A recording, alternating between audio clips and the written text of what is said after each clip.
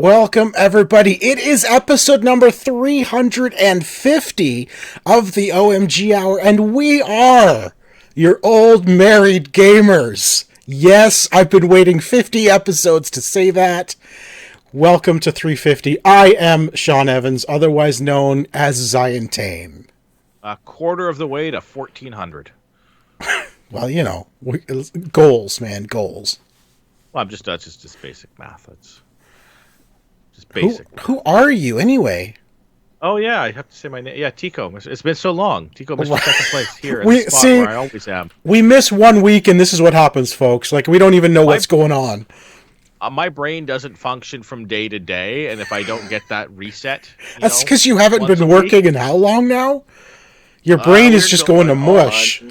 It'll be... Yeah, we're a month and a half away from a full year of Are you serious? Has it been that long? Fun employment, I call it. Oh my gosh. Yeah. A year. January, middle of January, I got laid off, and so still just looking. Dude, that's awful. I mean, I can't imagine, because when I was laid off from BlackBerry back in 2013, it was like 3 months, and it was like 3 months of hell. Just trying to find a job. It became a full-time job to come downstairs and look for a job. Well, I had a severance package that lasted a little bit, so I didn't, I didn't start my job hunt immediately. I waited a month and a bit, and sort of was very, very particular as to where I applied it first. And we've hit the point now where just asking random people on the street if they're hiring. Just go out panhandling. Excuse me. Forget the jobs. Just ask for money. Jobs? You got a spare job hanging around? You got a spare dollar? So yeah, I mean, I've got some stuff. Just go out. Alms for the poor. Alms for the poor. Yeah, I mean, I'll take alms if people have them. Send them my way. Yeah, I don't know what's the conversion rate on alms these days. I'm hoping may pan out. But I'll just doing my best, stay positive, and keep at it. That's all you can do. Well, see, folks, I think we see the good side of Tico on the show. As soon as we stop rapping, man, you should see the monster that comes out. Yeah. I have to smash things, and I the thing is, I can't afford to replace them anymore. So. Right. So you really got to be careful. I'm gonna have to smash other people's things. So we missed a week. Obviously, I was away again on another business trip.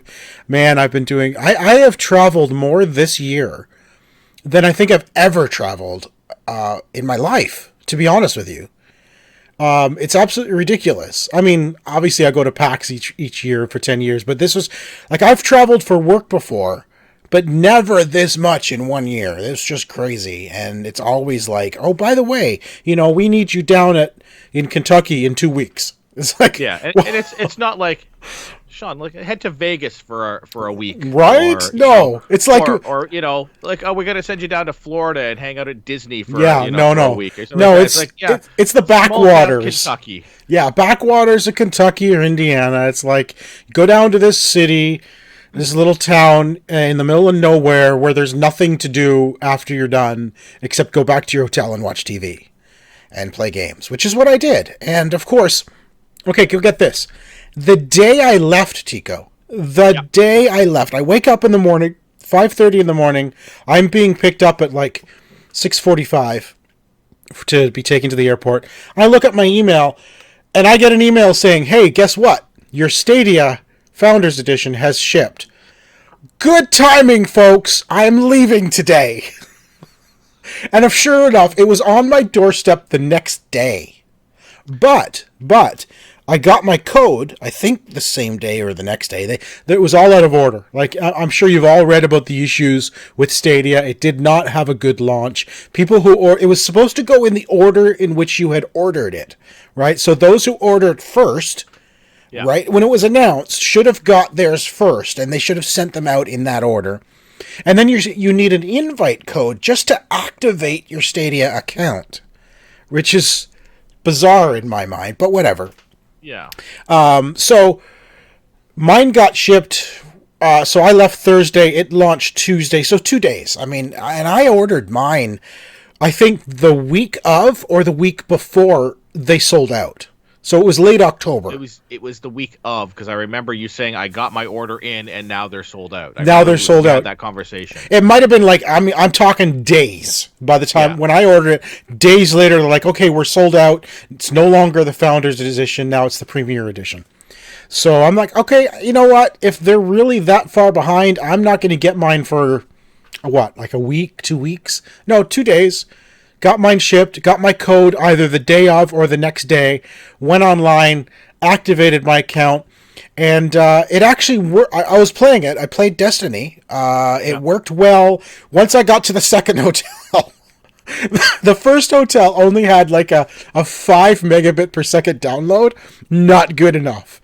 It wouldn't even, it just basically said, sorry, your internet's not fast enough, you can't play. And then I went to another hotel where it was like 100 download and like 40 upload. It was ridiculous speeds. Did you change hotels for this reason? No, we actually changed hotels 3 times on this trip. Okay. It was a bit ridiculous, but so I did play Stadia. I picked up an Xbox One wireless controller while I was down there, which wirelessly syncs perfectly to my PC through Bluetooth. And I actually played Stadia, believe it or not. I played Stadia with a Nintendo Pro controller. But get this, Chico. It remapped all the buttons in Destiny to the Pro controller buttons. It knew exactly which controller I was using. So it knew what you were trying to do. Yeah, and it mapped the buttons to so instead of like on the Pro controller, A is essentially where B is on Xbox, right? And it remapped them all accordingly, which is bizarre. Like it's like not bizarre, but it's amazing in my mind that it just does that, and it was ready to do that. It supported it. But here's the weird thing. So Stadia, right out of the box, supported that. I then flipped over to Xbox Game Pass for PC. Yeah. And I launched The Outer Worlds. Would not recognize the fact that I had a Pro controller installed and working on the PC, period. It wouldn't even let me use it as a controller. Interesting. So it made you use the Xbox controller. Yeah, so that's why I went and got an Xbox controller while I was down there, because I wanted to play The Outer Worlds. I mean, like I said, we talked about the game. I love the game. Like, let's start a new game. I'll make all different decisions, while I play it on the Xbox, on PC. And no problem. I Bluetooth connect it to my PC with the Xbox controller, and Outer Worlds instantly sees I have an Xbox controller. But for whatever reason, Xbox will not let you use any controller. You have to use an Xbox controller. That's backwards, in my opinion. Yeah. Like, this is PC gaming. Function with any Bluetooth controller. If you need to map the buttons, then you map the buttons. It does, like, you don't even have to map buttons. An Xbox controller, a Nintendo Pro, a Mad Catz controller, a PlayStation controller, they all have the same number of buttons in the same location. It's become a standard. Why, and the PC recognizes all of these controllers as what they are. Yeah. Why does Xbox Game Pass not allow you to use whatever controller Windows sees? It makes no sense to me whatsoever. Yeah, if it knows it's a controller, then it should be able to, okay, well, this is where the buttons are. You press this button. Right. Maybe there is something that you can do to make that work. I don't know. I'm sure. Well, there's no options. I have looked. I mean, if I'm missing something, listeners, viewers, if you know of a way for Xbox Game Pass to recognize other controllers other than Xbox, please tell me. Because these games, like, was it a month or two ago when I was trying to play Gears on PC, wouldn't let me use my PlayStation controller at all. And yet the Turing test did. And now The Outer Worlds was doing the same thing. Would not let me use any controller. It had to be an Xbox controller. I don't know if... I imagine that's something that will maybe get looked at some point. I'm hoping that's the case. Maybe there's like, oh, you just have to flick this, like toggle this button or something. It makes no. I mean, until like then, I said, it was not easy for you to find. If it is an option, it is. No, If yeah. it is an option, if it isn't an option, it should be. And if it is, they should make it a lot easier to figure It out. should just be automatic. I didn't have to tell Stadia what I was using. It just knew. It knew what controller it was, and it automatically gave me that button set for that controller. And I played Destiny with a Nintendo controller. Perfectly fine. Yeah. Right? And there's no reason I shouldn't have been able to do the same for the Outer Worlds. Anyway, Stadia, it was pretty stable. I had no issues with it whatsoever. Obviously, the big issue right now is just titles. I mean, there's really... Sure, I paid for it. I got the Premier Edition or Founders Edition. I'm in there. I'm playing it. I got Destiny, and there was there's like a fighter game that you got for free. With the Pro subscription, $15 a month Canadian, you're gonna get a game or two free every month, kind of like Xbox Gold subscription. In my opinion, however, with stuff like Xbox Game Pass, with xCloud coming, which we all know, I think we're all assuming, but I don't think we're wrong in thinking that with xCloud, if you have Game Pass, all those games are going to work on xCloud for you. I believe that's what they're doing here. That is the whole point of Game Pass, right? Is to prepare for xCloud. It is.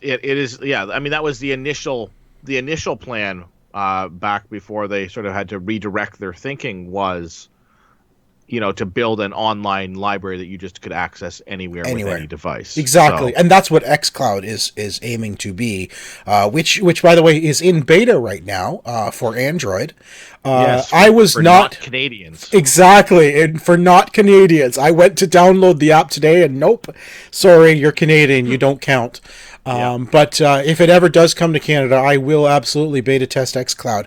And xCloud right now only works with a certain number of games. It's totally beta, but apparently it's working well. So we'll see. Stadia, xCloud. Like Stadia, in my opinion, I think the cost is okay. The $15 a month for this, it's the same as like Game Pass. Yeah. But the difference being, Stadia's Pro account, the $15 a month thing, should include any game they basically on the system. Just should be play a library. It should just have a library of games you can play. You shouldn't have to quote unquote own a game to play it if you're paying for the subscription. Stadia will be free to play next year. Okay, I get it. If you want to go in and play Stadia, create an account, but don't pay a monthly fee, then sure, buy games for it.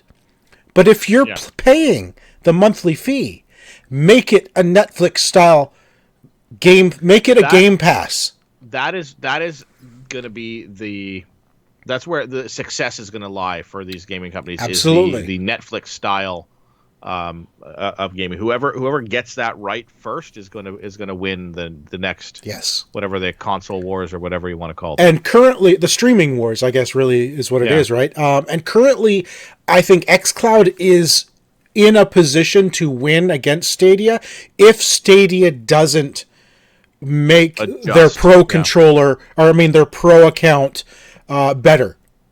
Like one game a month free isn't good enough. That's not good enough. It needs to be it needs to be a library of games available to you like Game Pass. The games that are coming out now are, great. One game a month. You're going to finish that game in, let's say, in a long thing. Like it takes you a week to beat a game. Yeah. Then you wait 3 weeks? You wait 3 weeks for another game. For another game? I mean, you're paying $15 a month. You could argue, okay, yeah, $15 for a pretty good game is not a bad deal.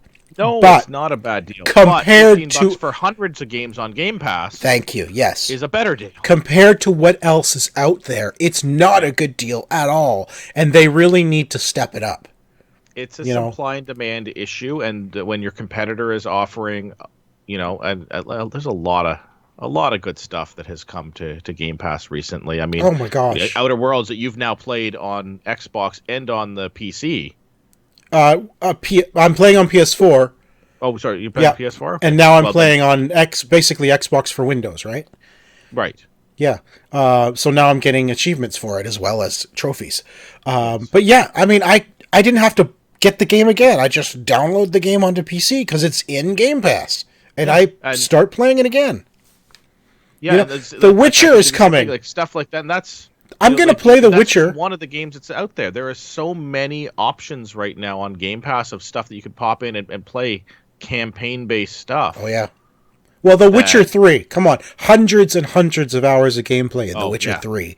The complete edition, and that's coming December 5th, I think? No, yes, no, December 19th. I the remember. 19th. It's the 19th because it's the day my Xbox Game Pass expires. Oh, Like, because I they remember I got knew. it 6 months ago, right? Yeah, That is the day it expires, and that is the day Witcher 3 enters Game Pass. But come on, The Witcher 3, if you're paying for Game Pass, you get to play that entire game for free. I will play that game again. It was so epic. yeah. They just dropped Rage 2 onto Game Pass, which is one of the Yeah. games that I played this week. I actually because I had the original. I've had the game for a while, so I've actually finished the game before.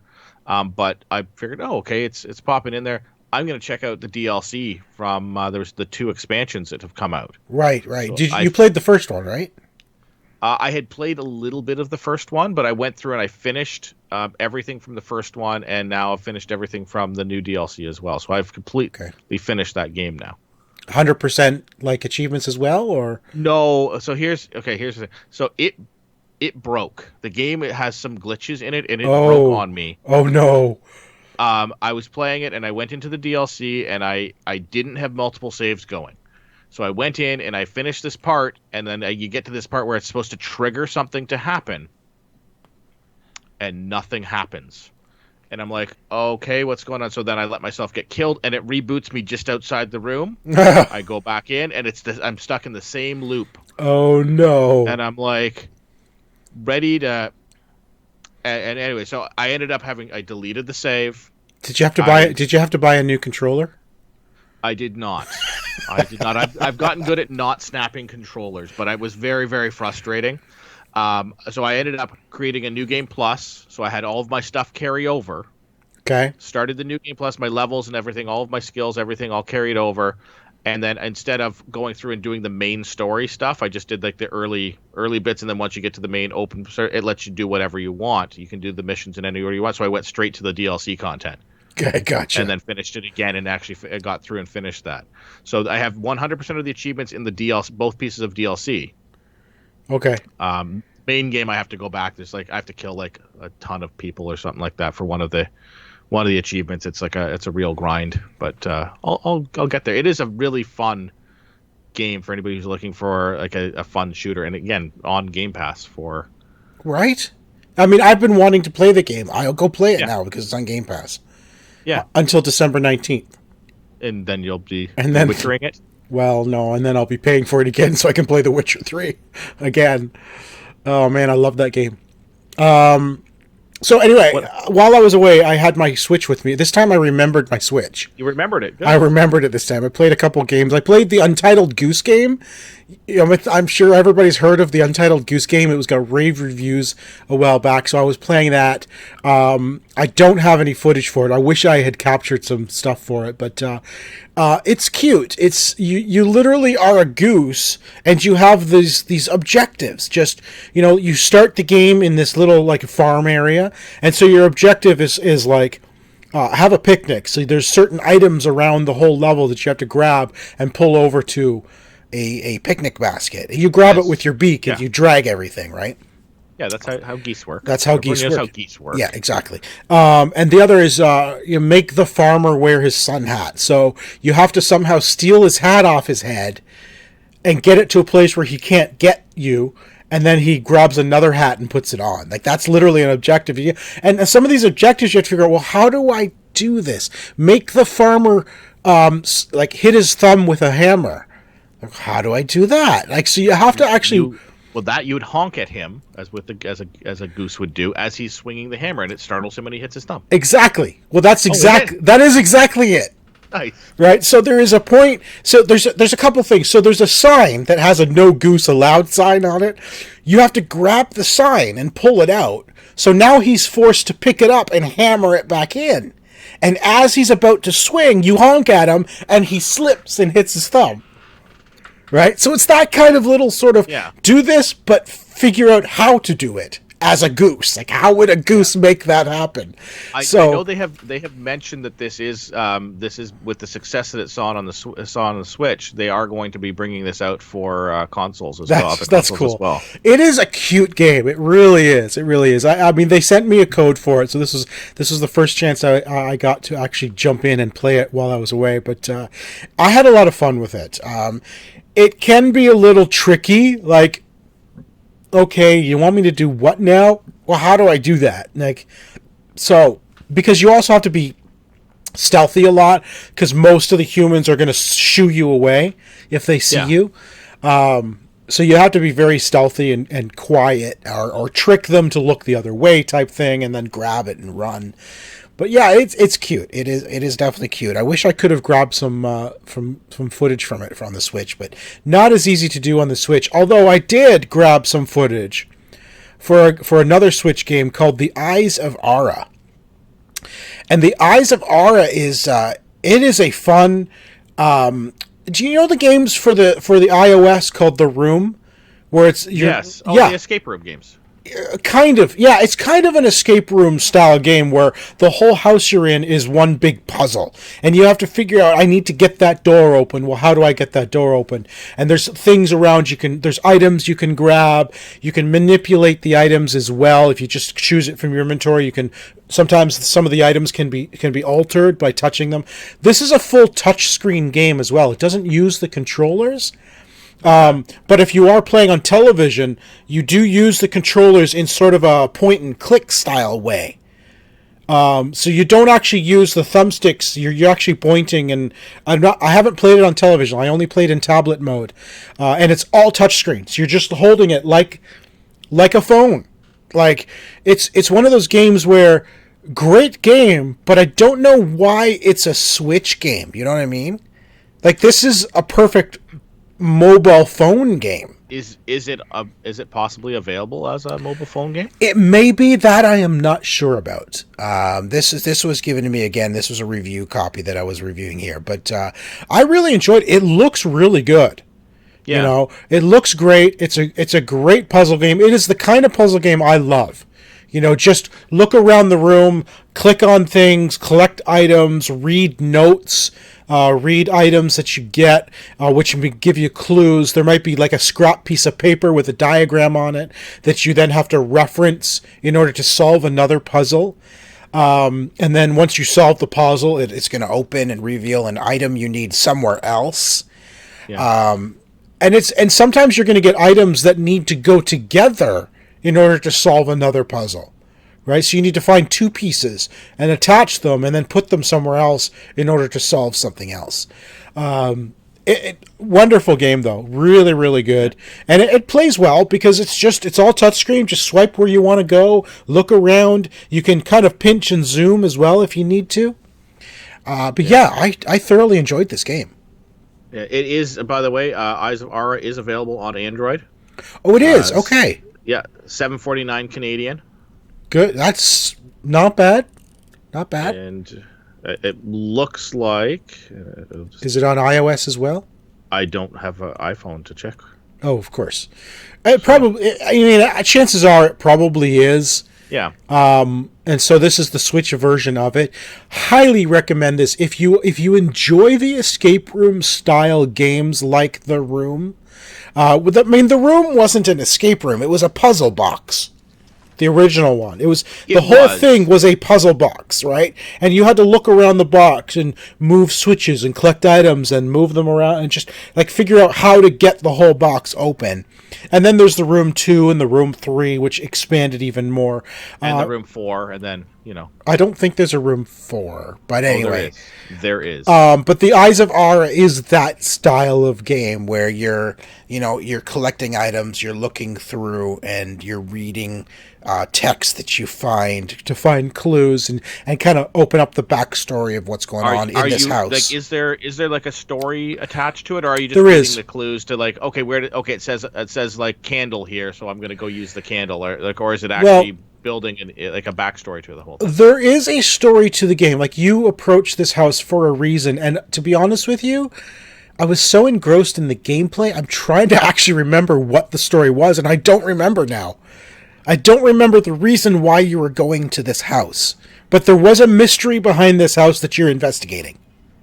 I may actually check this out. Do you know what the price point on the Switch is? Unfortunately, I don't. I should have found that out. I always forget to do this. Let's find out if I can find that price really quickly. I would guess it's $14.99. It's $14.99. It's $14.99. So, yeah, it's a $15 game. Like that's fantastic, honestly.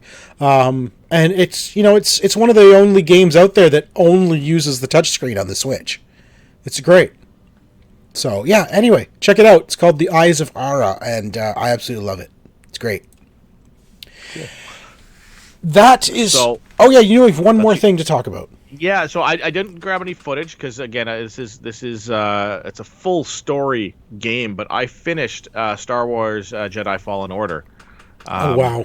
It was. Man, I'm waiting for that to come to Game Pass. It's an EA title, so I'm waiting for that to come to the Vault. Well, I doubt this will be on the Vault soon. I'm gonna say, what are we? We're in November. I'm gonna say it will be June, July of next year. Okay. Actually, I put it on my Christmas wish list for the family. So I will just say this: if you are looking for a good narrative Star Wars game, it is so much fun. I compared it to like Tomb Raider and like the combat's very Batman style, but it's less of that. Apparently, it is Dark Souls style combat. Everybody's saying it's like a Dark Souls Star Wars game. I've never played more than 4 seconds of a Dark Souls game, so I'm not really familiar with those. Okay, but you didn't. Like Sekiro is similar one, and I can see like the combat. The combat it's basically a lot of. It's like you have to block and then attack. Okay. It's a lot more forgiving than a Dark Souls game. I'll say that much. I have heard nothing but praise for this game, and that this is the Star Wars game we've been waiting years for. It is so much fun. The characters that they build, they give the proper backstory. Everybody's talking about the Mandalorian, about Baby Yoda being like, the big toy thing. Right. The BD-1, which is the droid that you get in this game, is as absolutely adorable as well. Oh yeah. And you get different skins. I've got actually mine skinned the Joker colors because the main actor in the game is from played the Joker in Gotham, so I've got my BD-1 with the Joker colored skin. He played Jeremiah. They never called him the Joker. Well, I'm calling him the Joker. Okay. But yes, actually, that is one of the biggest things I'm having a hard time getting over, is the fact that it's Jeremiah from Gotham. It is a little like at beginning you're like, oh well, that's who that is. Like right. Again, I watch him in Shameless as well, and I can't not see Jeremiah when I see footage of the game. Now that being said, the acting in this game, it is so well done. It brings you into the Star Wars story. That's good. And man, the ending is fantastic. It is great. I don't want to spoil anything. Is there room for more? Yes.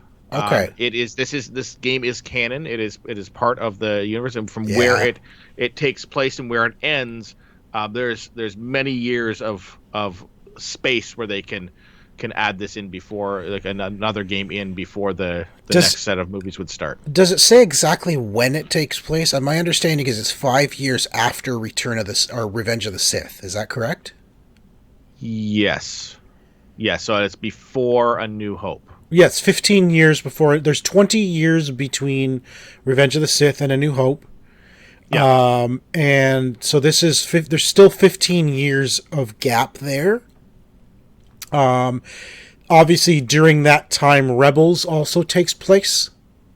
So is there now? Have you seen Rebels? I've not seen Rebels. Or okay, I'm wondering if there's any crossover or Easter eggs regarding Rebels in here at all. I don't know. There might be. I'm not familiar with the characters from that, but there may be some characters that do crossover.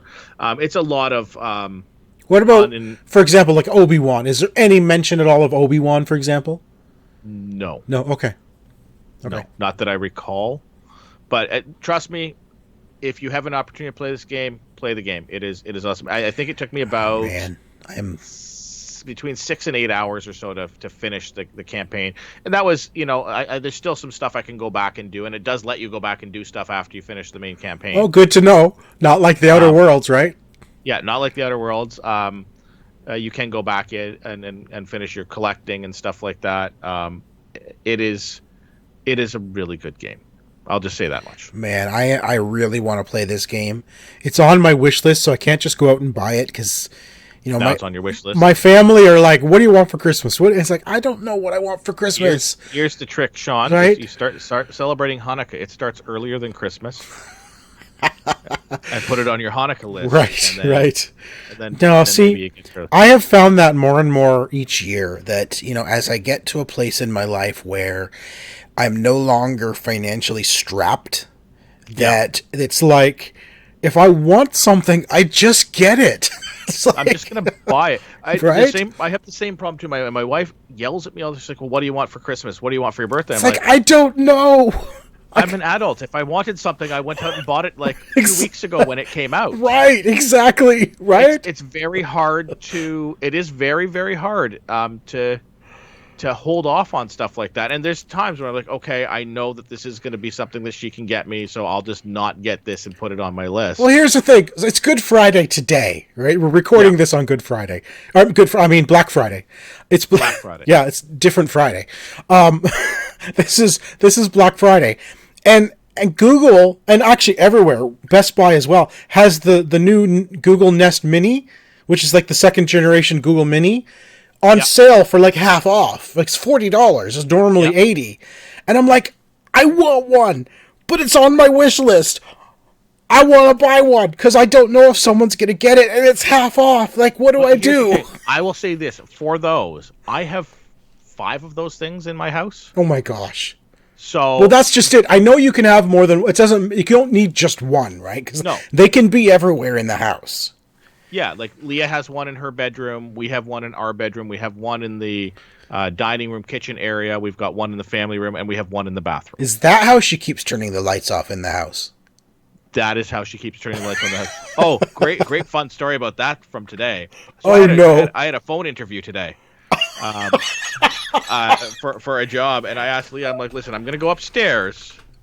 I just need you to please keep it down while I'm doing my interview. So I go upstairs, and of course, we taught Leah how to use broadcast with the Googles, as well as how to play her music. And of course, what is broadcast for those who are uninitiated? Like broadcast allows you to use your Google devices as a intercom. Oh no. So you can say, okay, Google broadcast, and then you can say what you want it to say, and it'll broadcast that across all of your devices in your home. Oh my gosh, now you just told me why we need Google Minis in each of the girls' room. Okay, Google broadcast, dinner is ready, get your butts up here now.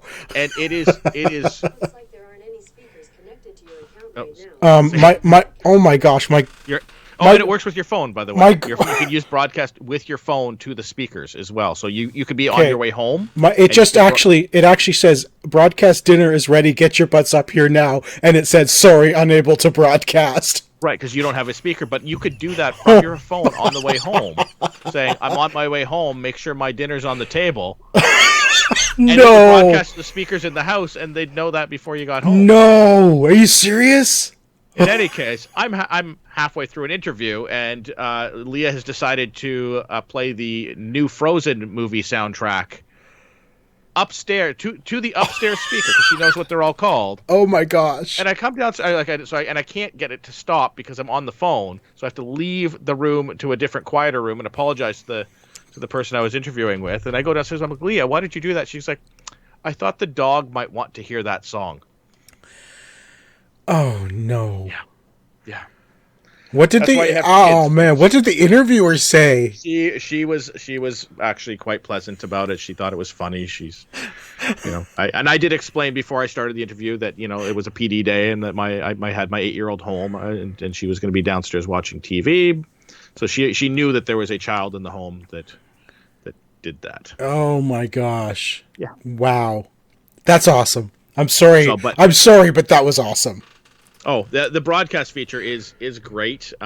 So what you're saying is I should just go ahead and get myself one while it's on sale, even if someone else buys me another one. Because having a second one is not a bad thing. You'll still be happy about opening that on Christmas. You'll have one, and then they'll know that you like it, and then you can sort of say, like, hey, it'd be fun to have multiples of these around the house. Yeah, or I just order it and don't do anything with it until after Christmas.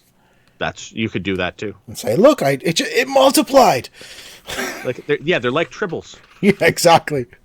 I was actually considering that because I do know, but what is the difference between the Mini and the actual Google Home? So the Google Home is the bigger one. The bigger one. It's just they shrunk it down. Are they identical though? Like, is there are there different features to the Mini versus the Google Home? Does the Google Home have more features? I don't believe so. This is just a Google Home Mini. It does the same thing. It's just smaller. So what's the point of a Google Home then? They had a whole bunch of them left over when they invented the Mini. Them available. Well, they're still selling them. They're like half off right now too. Yeah, because they're trying to clear it. They're trying to clear old inventory. It may have a slightly better speaker. I'm not 100% sure. I've just gone with the Minis. Yeah. You can get some great mounting brackets for them. Because you can mount them on the wall and everything. Yeah, right? You can flush mount them. You can flush mount them right onto the plug. Oh, nice. You'll be here. You'll be here next week. You can take a look. We've got a couple of them. I've got one in the bathroom here. In the bathroom. Are you serious right now? You have one in the bathroom. We do have one in the bathroom. It's for playing music and stuff like that. Well, in the shower. Yeah, you want to listen to music or whatever, you can say, hey, Google, play some music, and you can have some music while you're taking a shower. So each of them have their own individual name, is that correct? Each have their own individual name, and I can actually say to one of them, play this on this speaker, or you can just say it in that spot. They can all control your lights and all of your smart devices and your thermostat. I do not have smart lights yet. No, but once you get this, you will. I would love to have smart lights in my theater. My problem is that means that I essentially would have to leave the light switch on 24/7, right? And I could only turn the lights off using Google. You can use the switch still. It's just if it's in the off position, then it negates the functionality. Exactly. Yeah, exactly. All right. Anyway, we're getting on in time, so let's jump down and let's play some Lone Wolf.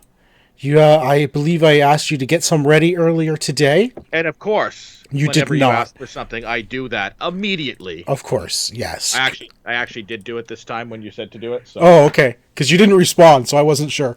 I said sure. Oh, okay. Wow, I get thousands of messages a day. I'm so popular, so I might have missed it.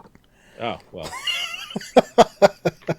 All right, so you've chosen a couple of topics. I've grabbed a few, and so you tell me if you like any of these ones. All right, the first one would be Harry Potter. Oh, I like it. I like it already. Movie parodies. I said I like Harry Potter. So we're just going to go with Harry Potter? Let's do Harry Potter, and if we have time, we'll do another one. So Harry Potter, so those of you listening or watching, play along, get a piece of paper, write the numbers 1 through 5 down the side, as well as the word tie, or a T, as Tico would do. Yes. Well, actually, I'm just using the official game board. Oh, that's of course. And it says tiebreaker on the bottom. It says tiebreaker on the bottom. If you have an official game board at home and you want to use that, feel free.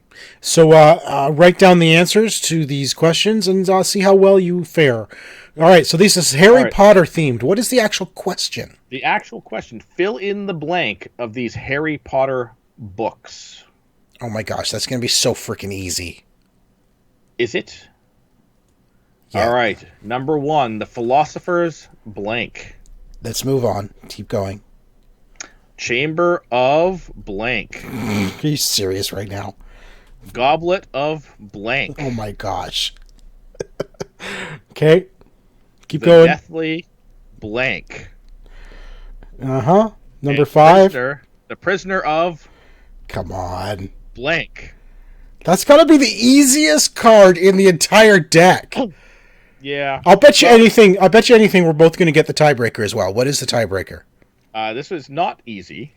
What is the total running time in hours of all 8 Harry Potter films combined? Yeah, no, that's not easy. All 8 Harry Potter films. I'm thinking. I'm going to put. Oh gosh. All right. I've gotten a number written down. I have a number written down as well. It's not to the minute. It's just to the hour. I've done mine to the decimal place. So. Okay, so let's just go through these real number. Okay, it's Stone, Secrets, Fire, Hollows, and Azkaban. Yes. I wonder how we knew that. All right, I put 20 hours. I put 17.5 hours, and we are playing Price is Right rules. Yeah, closest without going over. No, Yes, it's just it's 19.6. Oh my gosh, I was the closest. But you went over. It's not Prices. It's never been Prices Right. This showcase is mine. No, I'm taking it. I was so my gosh, 19.6. I knew it was up there because I think some of them are close to 3 hours. Yeah, that's what I was doing the math badly in my head too. All right, I think we definitely have time for one more. Let's do another. All right, I got movie parodies. This is the problem is I'm only looking at the categories. I'm not looking at the actual questions in order to remain fair. So that's why that was so easy. No, that was fantastic though. As we got through it quickly. I like the idea of movie parodies, but what are the other ones? All right, movie parodies, movie quotes, male movie quotes,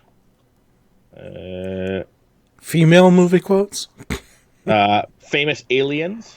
Ooh, that might be interesting. Company mascots. You know what? What do you want to do? Which one do you want to do? Well, I'm good with your decision. Let's do famous aliens. Famous aliens. Let's see how far back that goes. I don't know. All right, 1 through 5 down the side. Yep. Actually, 4 comes after 3, not 5. Just a public service announcement. All right. All right, number 1. Name the alien based on the clue. All right. All right. He had to phone home in 1982. Got it. Now they're looking for his actual name. Yeah, I know. He came from the planet Orc to end up rooming with an Earthling named Mindy. Okay. So far, so easy. This Vulcan is the Star Trek. Come on. These are the easiest ones we've ever had. I know, right? Number 4. All right. This tall family claim they are from France, but they are really from Rumelac. I don't know the family's name, but I know what show it is. I think that is their name as well. Wait, what? I think that is their family. The name of the show is also the family name. Oh, really? Yeah. Okay. Number 5.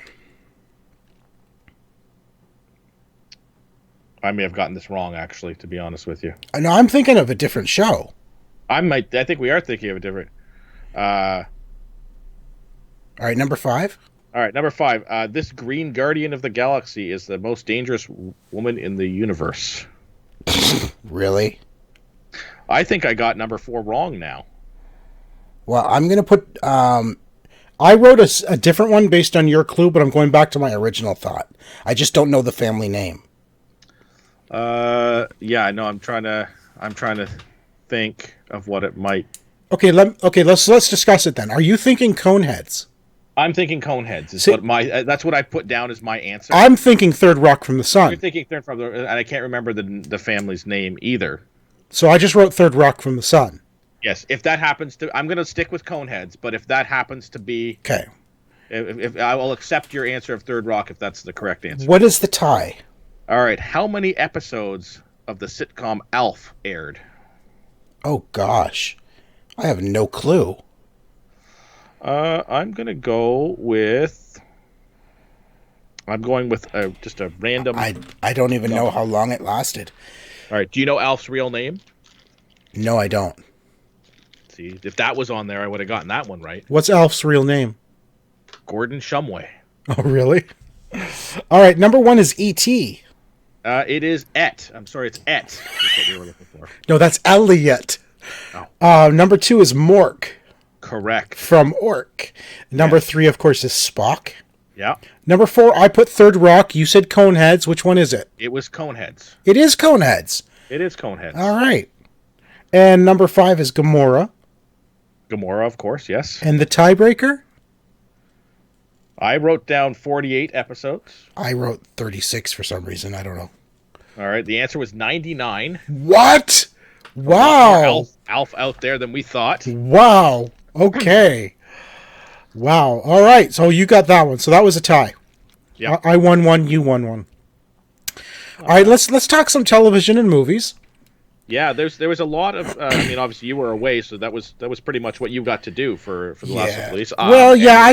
I honestly caught up on like The Walking Dead. I'm up to date on Walking Dead season 10 now. It's so good. It's almost like a really slow burn this season. I don't know. Are you caught up on it?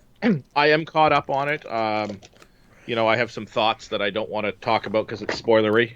So you and I can maybe discuss. Yeah, we can discuss offline, or we can discuss it when the season ends. But yeah, are you finding it a very slow burn this season? It is a very slow burn, and I think that that's intentional. They're trying to really ratchet up the tension. They're also trying to set up. We have some characters leaving the show. Yes, so they're setting that sort of stuff. Well, up. Yes, we know that Michonne is leaving the show. Yeah, and I believe this last episode is the setup to her leaving. Yes, I honestly think that's what they're beginning. Her end journey has just started. Yeah, so her end journey has just started. They also did after this week's most recent episode, they talked about the new spin-off that's coming again. Oh, the third show.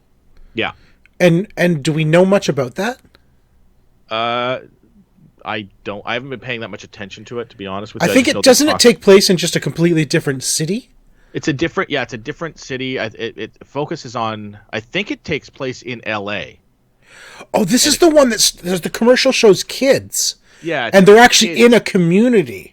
Yeah. And they end up leaving the community for some reason. Like they want to go out. They don't know what's out there. They almost like these kids have grown up in this sheltered community, and they actually don't know what's going on in the world. That's what I kind of got from it. I think they know what's going on, but they've never experienced it. So I think that's what the idea is. These kids who were born during the apocalypse, who've never known anything else, and so they're sort of into the safety of a secluded city. Yeah. Yeah. Wow. Okay. So it'll be interesting to see how that plays out. I'm guessing it'll be starting soonish. I still haven't watched Fear the Walking Dead, so I don't know where that's going. I've enjoyed it. It got better once Morgan showed up. I have enjoyed the Morgan stuff with them. Yeah, I like Morgan as a character. I've always liked that actor, to be honest with you. I've liked him in anything he does. He's really entertaining. He did. There's a British disaster film. I can't remember what it was called. Survivor, I think it was called, or Survivors. Oh, I've heard of that. Yep.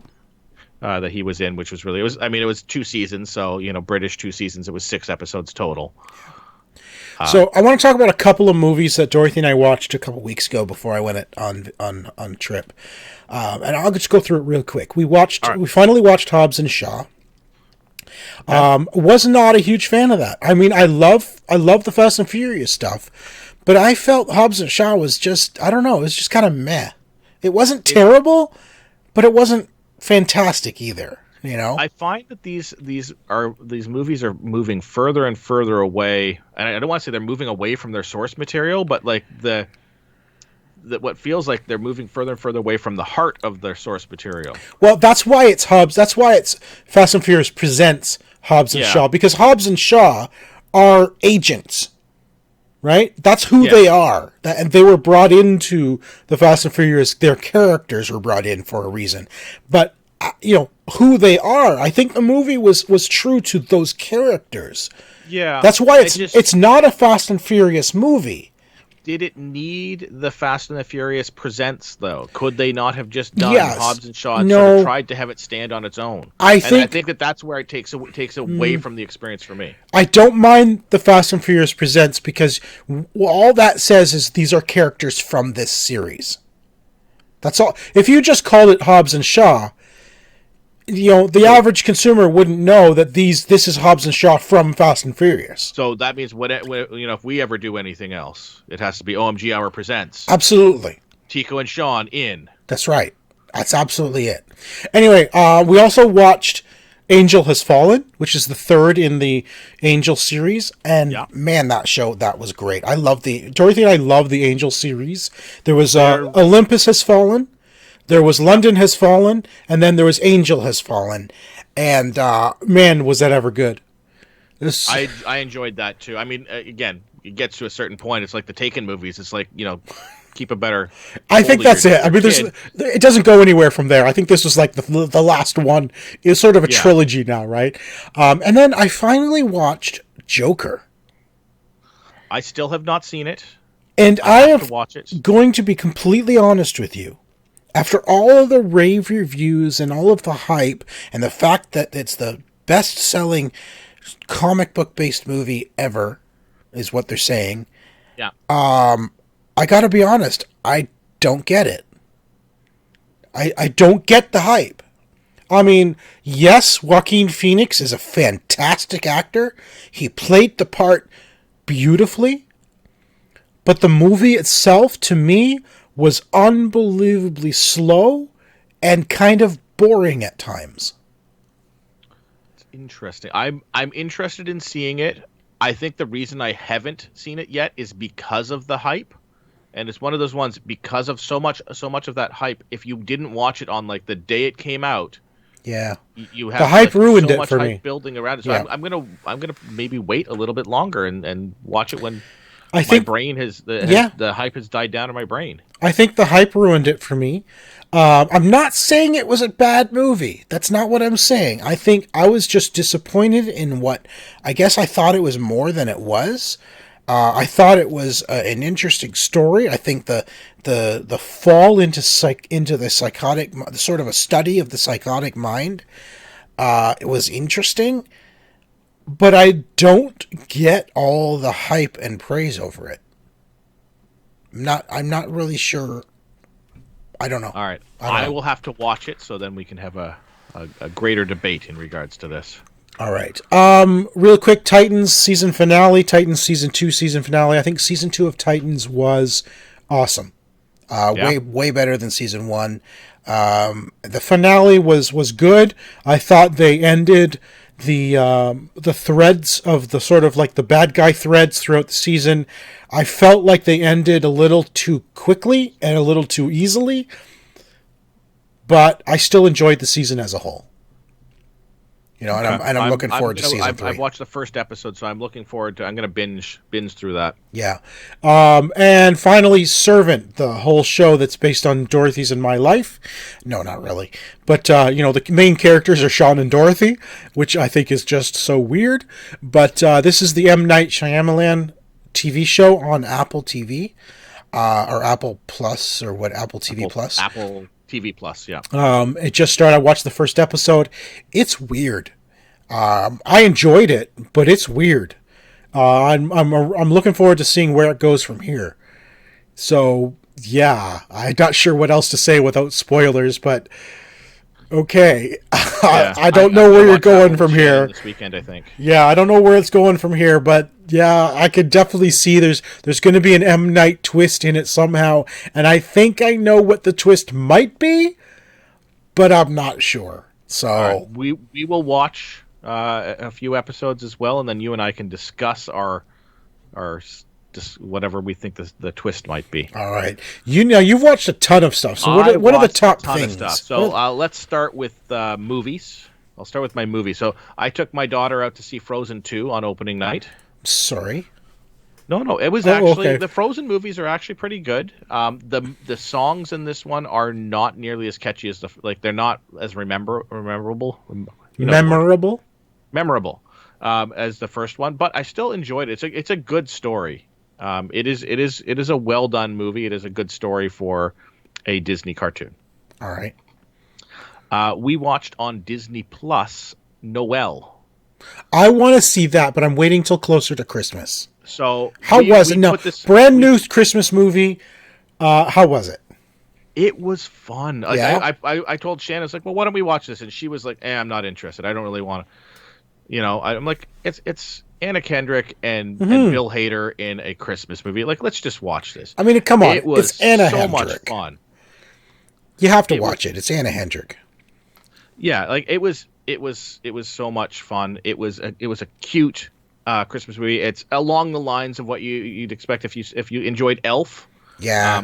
It's that type of thing, and there is a baby reindeer in this thing that is just the most adorable thing ever.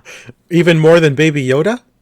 It's on par. Like Shannon told me after we watched it, she goes, I want a Baby Yoda now, and I want a baby reindeer. Nice. Okay. I actually, I saw the trailer for Noelle before Disney Plus launched, and I'm like, yeah, that looks like a fun new Christmas movie. I'll watch it, but I'll wait till closer to Christmas. Maybe, because every Christmas Eve, we have a family tradition. We watch Miracle on 34th Street. We've been doing that for probably 18 years now. And the kids will not let us not do that. Yeah, we do National Lampoons. Okay. But I'm thinking maybe Noelle, we might add, after we watch that, we'll watch Noelle. Yeah, I wasn't sure how it was going to be, so I figured I'll suggest it now and we can watch it now. And that way, if we hate it, then we don't have to worry about trying to fit it into it. Because Shannon is a creature of habit. If I try to say, hey, why don't we, instead of watching this, why don't we watch this? No. It's not going to happen. Last year, there was another Christmas movie that came out with, what's his name? I can't think of his name. You're not giving me enough information. Snake from those movies. Kurt Russell? Kurt Russell, thank you. The Kurt Russell movie. He was Santa Claus, and I thought it was horrible. I hated it. I have not seen it yet. I hated it. It was terrible. No. Anyway, all right. Got a couple more minutes. What do you want to talk about? All right. Let's talk Ready or Not, horror movie, horror style movie. Super fun movie. It is basically a movie version of Clue almost. It is this rich family of the board game. They have a board game fortune, and every time somebody joins the family, they must play a game, and they draw a card, and it means that the family gets to keep. It's a deal with the devil. The family gets to keep their wealth and prosperity. So, girl marries into the family, finds out she has to play this game, thinks it's just a fun game. She draws a card, has to play hide and seek. And the whole game is the family has to kill her before sunup. Oh, are you serious? And it is the perfect blend of sort of home invasion style horror, like she's hiding in this big mansion, running around this big Clue type mansion, and the family is hunting her. It is really fun. One of the daughters is played by Winona Earp. She plays this airhead character who accidentally keeps killing off the help instead of. So it was really fun. We really enjoyed that. I would recommend. So is it a comedy horror? It is. I mean, all horror these days is comedy horror or torture porn. It's one of those two. There's no sort of in between anymore. That's true. It is along the comedy horror lines. It is fun. I also watched from television. I'm going to skip through most of this stuff, but The Toys That Made Us season 3 came out. I haven't even finished season 1. I love these things. Shannon loves these things. We watch all of them. So this season we had Power Rangers, My Little Pony, the WWF figures, okay, and the Teenage Mutant Ninja Turtle toys. Now they've already done Transformers, right? They've already done Transformers, G.I. Joe, Star Wars, Star Trek. Star Wars was episode 1. Yes. So I mentioned this because just today they also dropped the movies. The movies that made us. I saw that. It was the same producers. Four episodes, including Dirty Dancing, Home Alone, Ghostbusters, and Die Hard. Interesting. Okay. I'm surprised they didn't do older stuff, even like Jaws or even Star Wars again. I mean, Star Wars would be too easy to do. We may see those in season 2. Like they do four Bill and Ted's Excellent Adventure, or Short Circuit even. Yeah, I love that they do these things because it just tugs on those nostalgia heartstrings when you watch it. It's like, oh man, I remember that was so fun. And just to get to sort of re-experience those movies that we loved. Like I still watch Die Hard. Oh yeah, once a year. Ghostbusters, it's a Christmas movie. Yeah. Ghostbusters as well. Like we throw that on as often as we can. Like I love that movie. Dirty Dancing, not so much, but Home Alone is a staple. I'm hesitant to show this to Leah because I'm concerned about getting hit in the face with a paint can. But I think that she would love the movie. Yeah, she would. I'm just worried about the traps that will get set in my house. That's true. We got one last thing I want to talk about before we end episode 350. I thought this was done. I thought they weren't even doing this anymore because the Star Trek 4 movie was canceled. They apparently could not come with an agreement with Chris Pine and some of the main actors. But apparently they are going ahead with Star Trek 4, and it's going to be written and directed by Noah Hawley, who is the creator of Legion and Fargo. The biggest thing for me is, like, why? Like, we don't need... Now that Star Trek is back on television, we've got Star Trek Discovery, we've got Star Trek Picard coming, there's going to be the Star Trek Lower Decks cartoon that's coming later this year, or later next year. Star Trek is on television now. It has made a huge comeback on television. Do they still need to do movies if they're in the... Yeah. And I don't think they do. We don't need another Star Trek with the Chris Pine cast. I mean, I'm not saying I won't see it. Because I will. I mean, I'm a Star Trek fan. I will go see it. But I don't think we need it with Star Trek on television now, right? That's where Star Trek belongs. Star Trek is a television property. That's where it belongs. It should continue there until it builds itself back up to be needing a movie again. Exactly. We don't... So I don't know how I sort of mixed feelings about this, where, listen, those 3 movies were great for the time they came out because that was all the Star Trek we got. Yeah. But now that we're going to have like 3, maybe 4 Star Trek shows on television, like in any given year, like before it used to be 1 Star Trek show, period.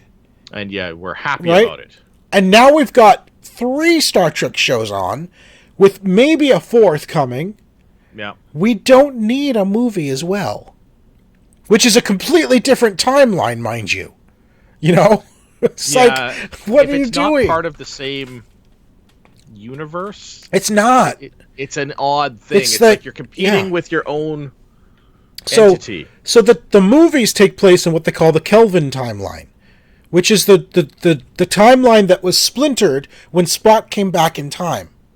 Right? Yeah. It's splintered off into the Kelvin timeline. So the movies take place there. All the television shows take place in the original timeline.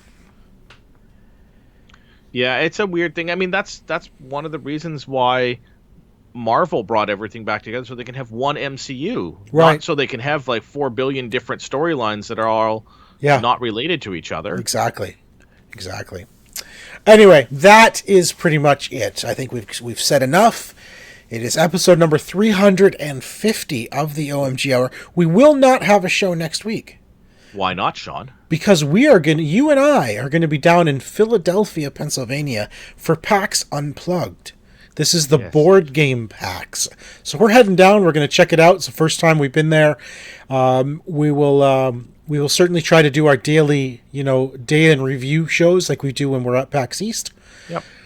But no actual OMG hour next week. We'll return the week after and give a bit of a summary of what we saw at PAX Unplugged. I'm and quite prepare excited for the about end of the next year. week. It's time for us to start talking about some of our favorite stuff from the year because we're getting to that point in this year. So, So thanks, everybody, for joining us for episode 350. We'll be back again in 2 weeks. Of course, Tico, you're going to take us out again, it looks like. All right. You can follow me on Twitter at Mr. Second Place. You can follow the show on Twitter at the OMG Hour and check us out on YouTube at youtube.com/OMG Nexus. You can follow me everywhere as Ziantane, and that is XIANTAYNE. And if you are watching us here on the YouTubes, give us a like, subscribe, comment, and click the little bell icon, because that's a thing. All right, everybody, thanks for listening. Thanks for watching. We'll see you again in 2 weeks. Bye, guys.